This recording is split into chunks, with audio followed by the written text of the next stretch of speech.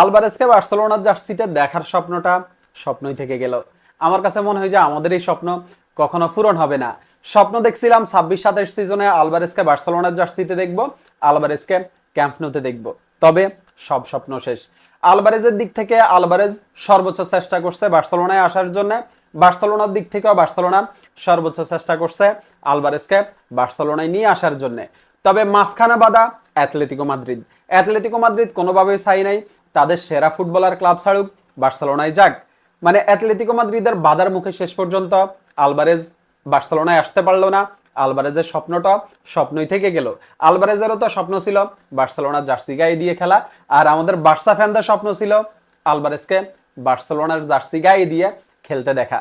যাই হোক, Alvarez already হচ্ছে অ্যাথলেটিকো মাদ্রিদের তত্ত্বাবধানে ট্রেনিং করতেছে।